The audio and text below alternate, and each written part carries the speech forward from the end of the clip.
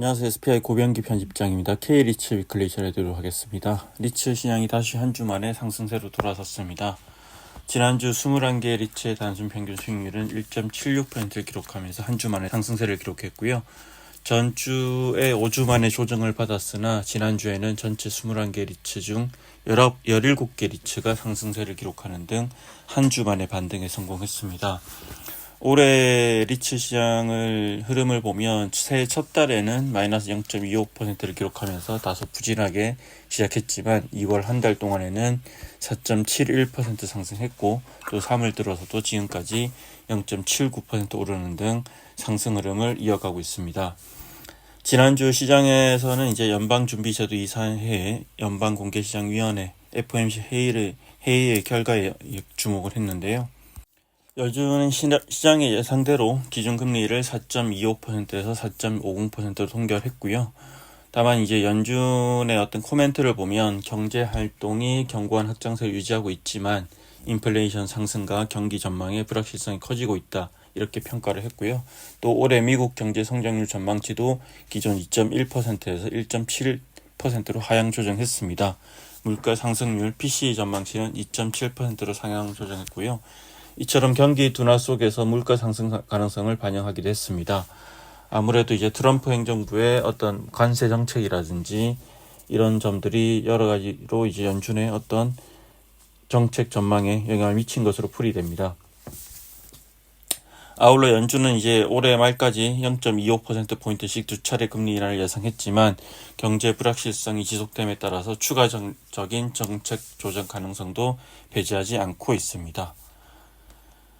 이번 주에는 연준이 기준금리 정책 결정 시에 중요하게 고려하는 미국의 2월 개인 소비 지출 PCE 가격 지수 발표가 예정되어 있고요.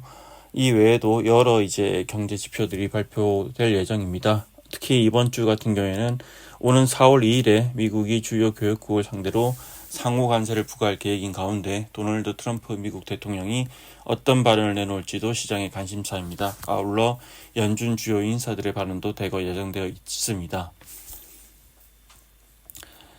앞서 말씀드린 대로 지난주에는 대체로 리츠 시장이 상승세를 기록했습니다. 전체 21개 리츠 중에서 17개 리츠가 상승하고 4개 리츠가 하락했는데요.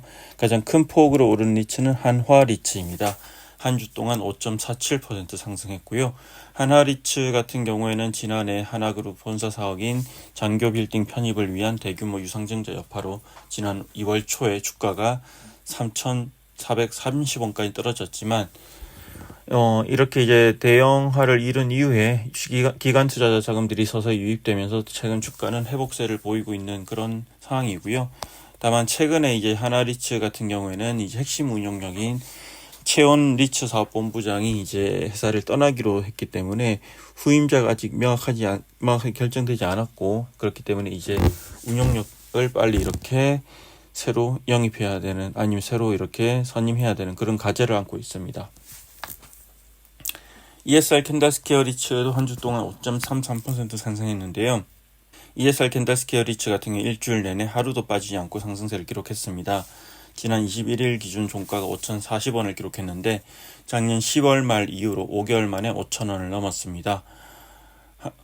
네, 이 ESR 캔달스퀘어 리츠는 지난주에 이제 신규 기존 자산 이 매각이라는 이벤트도 있었는데요. 이와 관련해서 잠시 후에 다시 전달해 드리도록 하겠습니다.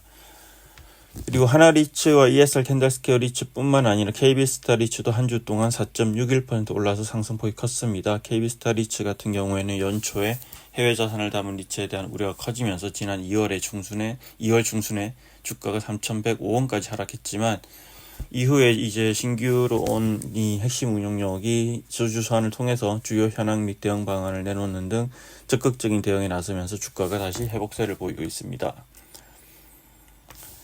이외에 코랑코 라이프 인프라 리츠와 D&D 플랫폼 리츠, SK 리츠도 한 주 동안 3% 이상 상승하면서 상승폭이 컸고요. 또 지난 18일부터 상장 지수펀드 ETF가 상장 재간접 리츠 및 부동산 리츠 ETF에 투자할 수 있도록 허용되면서 이제 수혜가 예상되는 이스 밸류 리츠도 한 주 내내 오름세를 보이면서 2.26% 상승했습니다.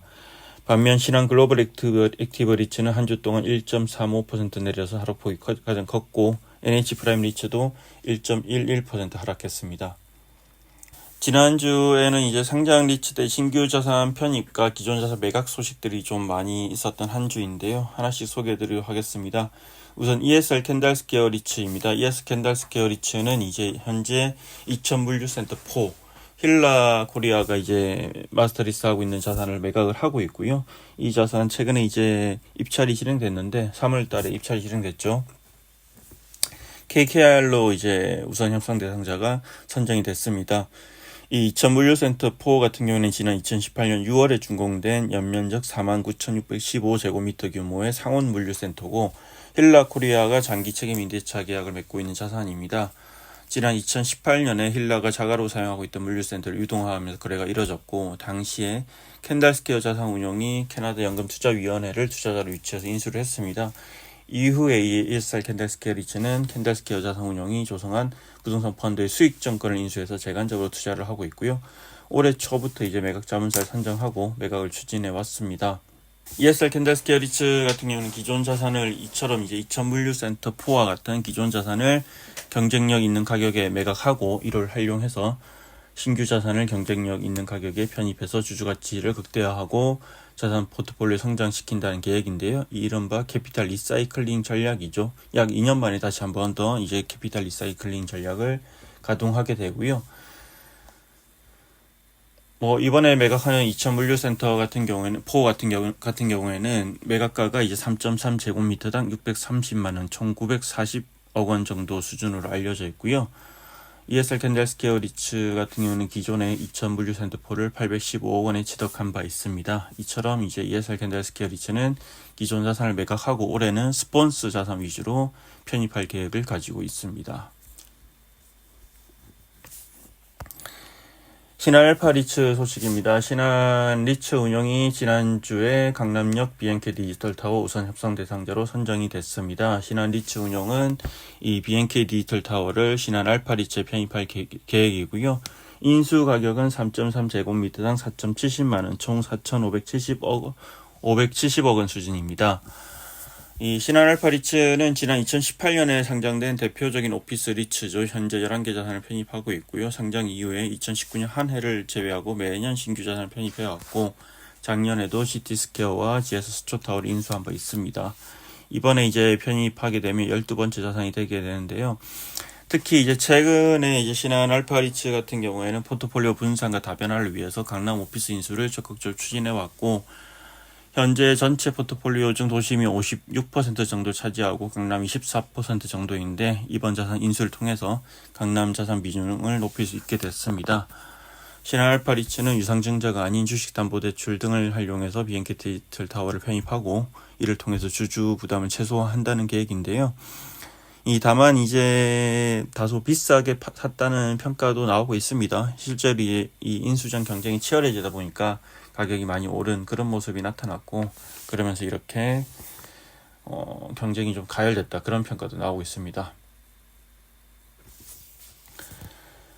마지막으로 신한 글로벌 액티브 리츠 소식입니다. 신한 글로벌 액티브 리츠가 지난주 21일 날 공시를 했죠. 고금리 차입금 상환을 위해서 기초자산 중 하나인 프리사 펀드를 UBS에 매각한다고 공시를 했습니다. 총 매각 대금은 3,340만 달러, 약 428억 원인데요. 신한 글로벌 액티브 리츠는 이번에 회수한 자금으로 연 이자율이 8.5%에 달하는 고금리 차입금을 상환할 계획이고요. 이를 통해서 연 배당 소득이 약 15억 원 정도 줄어들지만 차입금에 대한 연 이자 33억 7천만 원을 아낄 수 있기 때문에 현금 흐름을 개선할 수 있다. 이렇게 이제 판단하고 있고요. 다만 이제 제살깎기라는 비판도 계속 나오고 있습니다. 실제 이제 신한 글로벌 액티브 리츠가 담고 있는 세계 기초자산 중에서 프리사 펀드의 최근 실적이 가장 좋은데 이런 차입금을 갖기 위해서 어쩔 수 없이 자산을 이렇게 파는 그런 상황이기 때문에 여러 가지로 신한 글로벌 액티브 리츠를 운영하는 신한 리츠 운용에서 기대하는 효과도 있겠지만 시장에서는 우려의 시각도 있는 것이 사실입니다. 실제 이번에 신한 글로벌 액티브 리츠가 매각하는 프리사 지분은 전체 프리사 보유 지분 중 80%에 달할 정도로 이제 많은 지분이고요. 이번 자산 매각을 하면서 이제 차입금은 갖게 됐지만 앞으로 또 신규 자산 편입을 통해서 성장 전략을 그려야 하는 그런 과제를 안게 됐습니다. 이상으로 K리츠 위클리 진행되었습니다. 고맙습니다.